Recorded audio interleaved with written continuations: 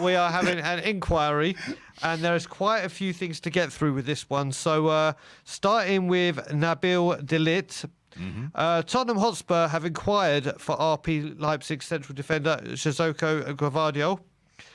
Then we have it from Alistair Gold saying Gvardiol is at the top of the list for Tottenham above Pastoni. Wow. He would most likely cost 80 million.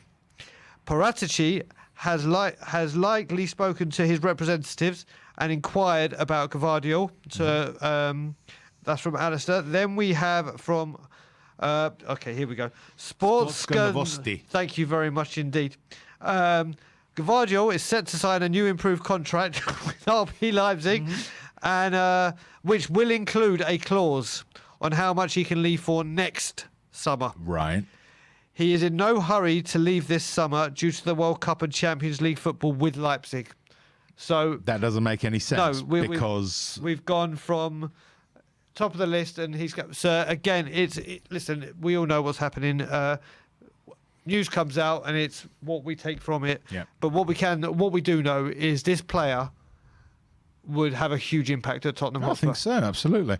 But I mean, just to be honest, I just want to look at that last paragraph. He is in no hurry to leave this summer due to the World Cup and Champions League football with Leipzig. Okay. First of all, if he comes to Spurs, he's got Champions League football. Second of all, if he comes to Spurs, he's likely to go into the first team straight away.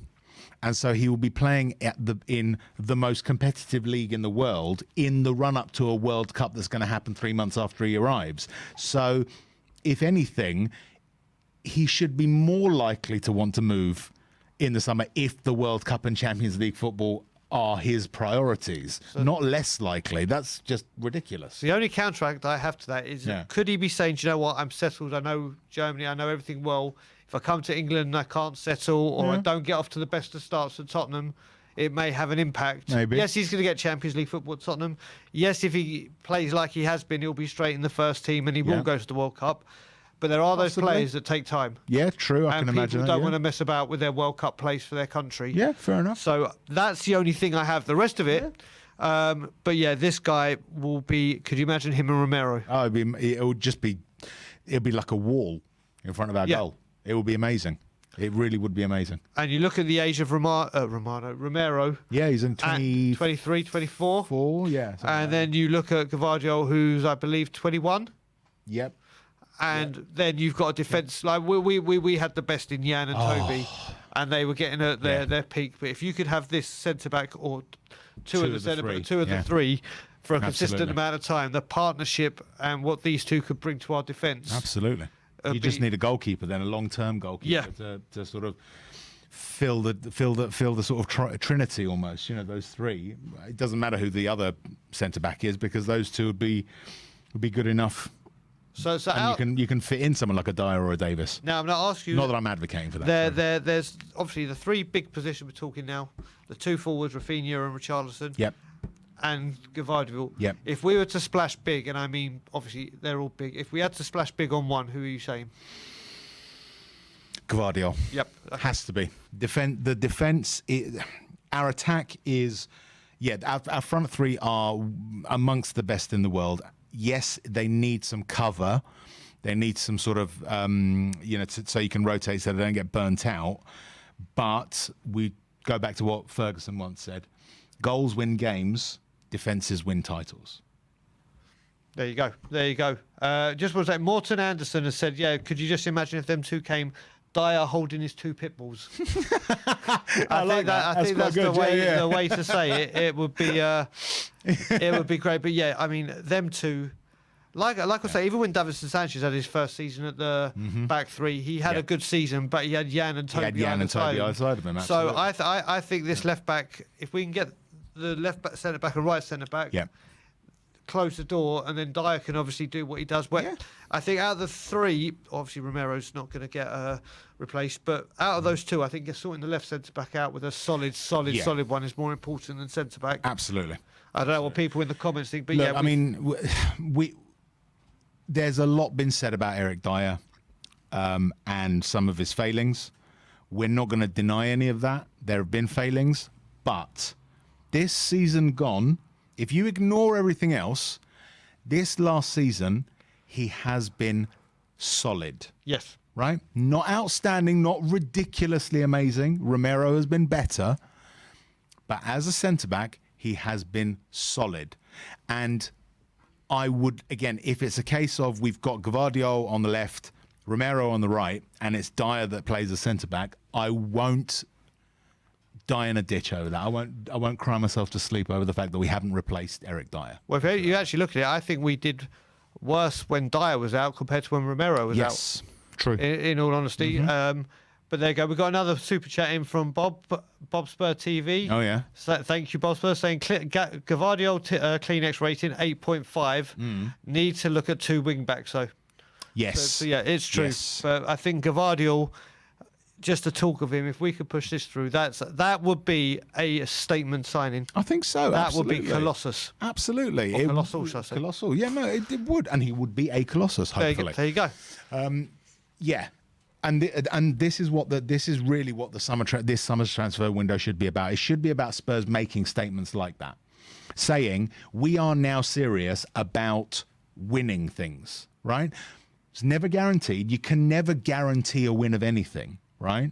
But you can turn around and demonstrate that you are serious about it.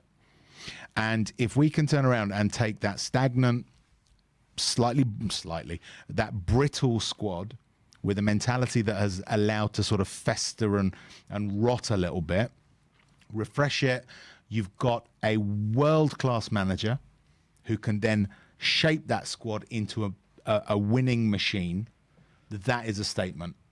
Okay? If at the end of next season we haven't won anything, okay, but this summer we've done what we should have done, I'm not going to turn around and criticize anyone. It just happens. We could get unlucky.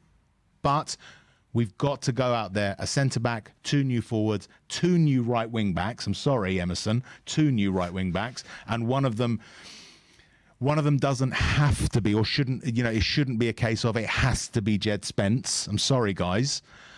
It should be at least one stellar right wing-back, not necessarily expensive, but one that is proven. And then maybe Jed Spence, but preferably another one. And then you can get Jed Spence as well to develop for later on. We do that, and I will go into the season and say we've done good business. Correct. I completely agree with you. So let's hope these rumours start gathering some pace and an offer comes in. But we'll move on to another defender now. Yeah, and it's Barcelona's Longley. Yes, that's pronounced Longley. And what have we got here? So this one has come from Samuel Marsden. What that Molly? You can do that. Lawrence. Okay. Rashid Raham, which has said talks ongoing between Spurs, Barcelona over Lenglet on loan. The Catalan side, who wanted a permanent transfer but are open to loan deals, hopes the player can be convinced. He is open to leaving Barca and meeting with Conte if is possible. Right. So here we go with Lenglet, and then we have another one from Mundo Deportivo. THFC have made a loan with an option to buy bid for Clement Lenglet. AS Roma have made a permanent transfer offer. Barcelona wants to offload the centre-back by the end of June. So this could be moving very, very, very quickly. If it's true, the guy has got a wealth of riches to choose from. It's a case of who do you want to play for, Jose Mourinho or Antonio Conte? Champions League or Europa League. That is also true. Again, another centre-back. It's what we need. But all the time, there's what you said at the beginning in my mind. All the transfers we've made this summer so far have been ones that were completely off the radar. Correct. So, there's been all the talk about Bastoni, Bremer, Gvardiol, Longley, Richarlison, Rafinha. Oh, we're talking defenders. That's 4 different defenders we've been linked with quite heavily. We might turn around next week and be talking about a defender that no one has mentioned yet. And that could be the one that lands. You don't know. So take it all with a pinch of salt, in my view. Ultimately, it's good that we are linked with defenders because we do need at least one. For sure. for sure. Like Bosper said, and we've all been saying, right wing back needs to be resolved. Definitely. But it's good to have these defensive options. Yeah. And Lenglet, would you want him permanently, or would you? Roma look like they've gone in with a permanent deal. I'm more happy with ours with a loan with a option. Yeah, I mean, I don't have an objection to a loan with an option or a loan with an obligation. That's how we got Romero. It's Kulusevski's technically on loan still, you know. So I don't have an issue with a loan with a potential purchase later. I don't believe that ever causes problems for the player necessarily. So look, if the club want to be a little canny when it comes to finance, I don't have an issue with that. I've said it before. For me, it's not necessarily that we do or don't spend. It's the fact that we spend badly. We spend for sort of seemingly for investment purposes or for financial purposes rather than for football purposes. If you know, Longley is the player that Conte thinks is going to do the job, I don't care how we get him in. Loan or purchase, one way or the other, get him in. And what's your thoughts in, though, from what you've seen? I haven't seen a huge amount about him. I've heard a lot of people give him props, saying he's a good defender. Yeah, why not?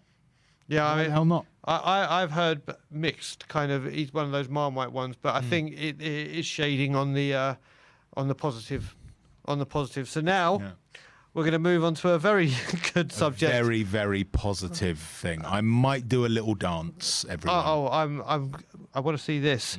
So, it's Ndombele. And Tanguy Ndombele's Tottenham, or our Tanguy Ndombele nightmare, not Tanguy Ndombele's Tottenham nightmare, could be coming to an end, because it is believed by Talk Vim, and this broke a lot yesterday, that Tottenham have accepted Galatasaray's loan with option to buy for Tanguy Ndombele. Now, my thoughts on this, obviously, I just want him out the door. But I'll tell you one thing, the Turkish league is one of the most brutal leagues you will ever come up against. Mm-hmm. And if he mucks about like he did here, it's not going to end well for him. But no. I, for one, am just to be very, very happy to see him out the door. Yeah. I don't care where he goes. I honestly don't. Okay, I don't know if there is one, but if there was like an outer Mongolian league, and you know, Ulaanbaatar FC wanted Ndombele. I don't know if Ulaanbaatar is actually in outer or inner Mongolia. Apologies to Mongolia, but if they wanted him, I would give them Ndombele for free. Get him out of the club. Just out. I don't even want him to come back for like 4 minutes of preseason. Just don't come back ever, is my view of Ndombele. Yeah, it's not worked out. We all thought we had a star in the making. He has shown glimpses of it. There is no doubt he has shown glimpses of it. It's just not worked out. No. The final straw for me was obviously when he ran off walked off. I wanted to run it when he walked off the pitch at against Morecambe in the FA Cup. I think that was the final nail in the coffin. And even you look at it, even when he went to Lyon, it was the same. He had a few good games, and I don't want him anywhere near the team. Even when they were talking about putting him with the under-23s, I don't want him anywhere near Alfie Devine, Dane Scarlett, Malachi Walcott, or any of them. You don't want that attitude infecting anyone. And this is the thing. It's like Steven Bergwijn's come out and has complained about his lack of playing time and stuff like that. The one thing you can turn around, I give him more credit than I would Ndombele, because he at the very least, you could say he's concerned with his career. He wants to play. And Ndombele hasn't shown that he gives shit number one about playing, let alone playing for Spurs. You know, if Bergwijn doesn't want to play for Spurs, it's because he is of the opinion that Spurs don't want to play him. Fine. And Ndombele, he could have been a superstar. He could have been what Pogba thought he was, right? He could have come into the Premier League and taken the league by storm, and he didn't. It was complacent. It was and I would have had sympathy for him for the fact that he might have been homesick, he might not have understood what he was getting into, but this is something that's happened before. Okay, he dropped down to the basement of the French league because he wasn't working hard. Yeah, that was the kick. That was a kick up the arse for him, and he improved. Why does he do it again? Did he not learn? Yeah, it's now just kind of time to cut your cloth accordingly. Yep. It's not going to work out for him at Tottenham. Conte's not going to give him another chance. I don't feel he deserves one, and it is time to say goodbye. So there you go. Satangi could be off, and we will be talking about another. We've talked about a Turkish team. We're about to talk about a Turkish player, and I'm going to let you say his name. But we have had a super chat first, and it's from Luke Diamond. Or Dimmond, sorry, my bad. It says, Dyer was A1 last season, deserves to keep his place. His communication, organisation was key, keeps the line in shape, and it's passionate about the club. Yeah. I agree with everything you just said. Yeah, absolutely. You know, it was the same with Davis for me as well. I will talk about Dyer, but Dyer and Davis have both been players that we've sort of loved to have a go at. In recent times, but this season gone, both of them really have shown, you know, good play, dedication, hard work, and you just can't complain about Dyer at all for last season. You've got to give him the credit. He acquitted himself very, very well, and 100% what Dimon said, definitely. So, yep. So now, like I said, I'm going to let you go on to the Turkish player, because for the life of me, cannot pronounce his name. Do you want me to read the whole tweet as well? Because that's his. Okay, fine. So, I want you to do that. So this is from Calcio Mercato. Antonio Conte wants Inter Milan and Turkish playmaker Hakan Calhanoglu this summer. And Spurs are ready to include either Davinson Sanchez or Giovanni Lo Celso in a deal.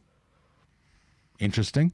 What do you know about this? I've never even heard of him. He's a good player. He's a good player. I've got... When I was still living here, I had a very, very good friend that I used to go to Spurs with. He's Turkish, and he watches Turkish football and Turkish players, and he raves about this guy. He would be a good addition for a creative midfielder. He'd be able to do bits. And if it got rid of Lo Celso or Davinson Sanchez, because again, this looks like the avenue we're going down at the moment, and I can understand why, if it's an easier way to get the players out. So I would... welcome this deal, but then it just depends if it's just a straight player plus cash or just a straight player swap. But yeah, I think he could do bits at Tottenham. Yeah, if we can at the same time get rid of Lo Celso specifically, that is a bonus as well. Lo Celso for me is in a similar vein to Ndombele in terms of he's not wanted. I don't want him at the club. He's not demonstrated. You see, when it was just the way that he played and the fact that he didn't play very well, I was always willing to give him a chance and say, look, if he works, if he tries, you've got to give the player a chance. And then after a while, you say he's not going to do it.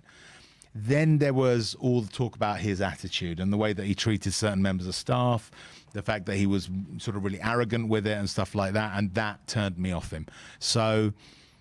if Conte doesn't want him, I don't want him, you know.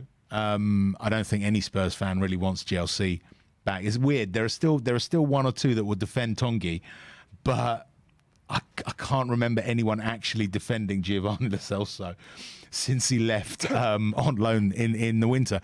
Cut the cord. Get rid of him. Exactly. But you're saying you'd rather get rid of him than Davinson?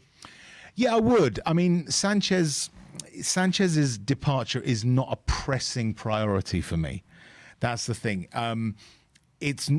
There have been times when Sanchez has played really well. There have been times where he's played like Bambi on ice. But Lo Celso, I can't remember him doing anything good for Spurs at any point. I really can't remember it. I'm sure there must have been like a couple of moments, but in general, no. So Sanchez, if he stays, for the sake of his career, it's probably best if he does go somewhere because he's not going to get a huge amount of game time.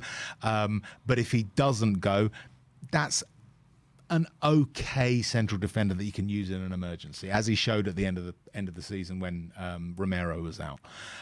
So yeah, it's not a priority for me, but GLC is because of his attitude. So people know I like Sanchez, but I've stuck up for him and I do like it. But what I find weird with Davinson is when he comes in like he did at the end of the season, over a short period of time, he's very, very good. But normally players need more game time to find their form. Yeah. But once he has had a few games, that's when it's like 3-4 games, 5 you could do. And then for some reason you start making these brain burps and absolutely start mucking up. The reverse thing. Exactly. First few games, a player usually doesn't play all that well and then finds his feet. He finds his feet and then loses them. Exactly. That's exactly what he does. We had another... when we're talking about Ndombele very quickly, Chris, big up, member for 9 months, said Ndombele can leave, lazy player. Yeah, we discussed that, but I'd like to know what people in the comments think who they'd rather lose out of the deal, whether it be Sanchez or Gio. But I think Gio must feel really bad at the moment. He's just a make weight for about 8 deals at the moment. It's like, yeah, you can have him. Tough. Yeah, that's what's happened. It's a shame it's come that way. Yeah. I don't feel sorry for him. I feel sorry for players that get hate when they don't deserve it. Right? Like for instance, I don't like people who hate on Harry Winks. Yep. I don't want Harry Winks at the club, but I don't hate him. Right? The same with Dele. I didn't hate Dele, just didn't want him at the club. Lo Celso, I also don't hate because hate is not really part of my makeup in that sense. But I don't like him as a player, as a person. I don't want him at the club because I don't believe that as a person he is likable. I still don't excuse abuse. I don't say that he's right to be abused, but I don't feel sorry for him at all. Well, there you go. Now we're going to get on to the last talking point before we start bringing people on to join us, and it's all about players returning for pre-season. And from Charlie Eccleshare, we have got pre-season for the majority of the squad begins next Monday. But for the players returning from injuries like Ollie Skip, Japhet Tanganga and Matt Doherty, a pre-season begins at Hotspur Way today. Pre-season, sorry. Yeah. Yeah, there you go. Yeah. That's a new Conte thing, isn't it? Yeah. A pre-season. Absolutely. So players are starting to make their way back, which is great to see. Absolutely. The June just flies, doesn't it? Yeah. It really just flies. I mean, normally there's a World Cup that you've all been enjoying, but that's right. But obviously, and then it tends to drag because it's like, when does the World Cup start? Yeah. But this one is just it's flown past. And it looks like it's good to see that they are back in pre-season. Yeah. So the players will start coming in now. Normally, the first few days, not for them three, will be like on the weights, check their body fat and everything, and make sure they get back into physical condition before everything. So things are starting to move on that sense. Definitely. The one that's got my heart skipping a beat is Ollie Skip coming back. Look what you did there. Yeah. I am a massive fan of Ollie Skip. Huge. I think the kid is going to be absolutely immense in a couple of years' time. He's not there yet, but I think this guy's got a bright future, and I'm a massive fan. So when he was out last season, it really was on the verge of heartbreak, because it's like this, he's got to play. He needs time to play. And I was really worried about his injury and whether or not it's going to stunt his development, which we will see. Really glad that he's back. Yeah, Tanganga was a bit like the forgotten man, wasn't he? Because it was just, he got the injury, and then it was just like, yeah, we've got other things to worry about, mainly Emerson on the right, in the right back position. Sorry, guys, I can't just, it gives me nightmares still. And Matt Doherty as well showed a little bit of promise, showed that maybe he was going to be, get back to what he was for Wolves. And then getting injured like that, just, again, it was just so Spurs. So, yeah, good news. Good news. It is. And, Joe, what? I like Japhet. I really wanted to work for Japhet. And he just, his confidence went last season. Like, after the wonderful start against Man City, what a performance that was. Excellent, and then just fell apart. Yeah. Just fell apart, especially got sent off against Palace. Yeah. Oh. And then the last few games before his injury, his confidence, positional play, everything. So, I'm so excited by it. Not just people like him, but the whole team getting a Conte pre-season. Absolutely. Or a pre-season for some of them. Yep. So we shall have to wait and see. We have some news. Okay. We have some news. So I have a tweet. You may want to check Alistair Gold. Yeah, so this is from Lyle Thomas from Sky Sports Lyle. Exclusive. Tottenham are targeting a package deal for both Richarlison and Anthony Gordon. Everton bracing themselves for a combined bid. More on Sky Sports News and online. And this is also by Alan Myers Media. So Ali Gold picked up on this? Ali Gold has picked up on it. He's turned around and said, Spurs are indeed looking at Anthony Gordon as a potential homegrown summer signing, and as per Sky Sports Lyle, could test the water with Everton over a double deal with Richarlison. For what it's worth, I really like Gordon. He can play on both flanks. So, yeah, bit of a rumour, but a bit of one with a bit of weight behind it, seemingly. Yeah, I mean, obviously, if it gets picked up on Sky, I think it's Sky Sports News that may have broke this first. And as Bob was saying, when they pick up on it and they pick up on it straight away, that already gives it a bit of weight. It gives it a bit of weight. And obviously, we know Everton are in dire straits financially. Yep. They need money. Yep. This could be the twist that has been holding this deal up. Yeah. What's your initial thoughts on it? I like Gordon. I'm not against Richarlison. I think he would do well under Conte. This would be big, something like this, because ultimately, if you look at it, Richarlison and Anthony Gordon essentially are Everton's two best players. Yeah, right? Without a doubt. So that the fact that they're in such dire straits financially, that a rumour can spread that their two best players are being sold, that speaks volumes about their situation. And if it comes through, that is a statement. It's a huge statement. I mean, let's look at Gordon. He was first season. Yep. Held himself. He did himself a world of good. Absolutely. You heard all the pundits, all the commentators always talk. He was heavily involved in a lot of the hard graft that Everton were putting in. He's versatile, can play on both wings, homegrown. Yeah. I think adding him to the deal is, I'll be honest, a stroke of genius. I think so. I mean, I just want to look this up very quickly because I just want to double check before I say it. He is only 21. 21 years old, already at Premier League level, has shown that he can play in the Premier League. Unlike Jed Spence, I would add, okay, people sort of getting all excited over Jed Spence because he did something against two Premier League teams. Yeah, that was 2 games, right? It's not the same thing. Anthony Gordon was playing against Premier League opposition week in, week out, and was effective. There is a world of difference. And so getting someone like him, I don't have an issue developing a player who is already, performing at Premier League level. That's fine. You do that. That's great. That's a fantastic bit of scouting because it gives you squad longevity.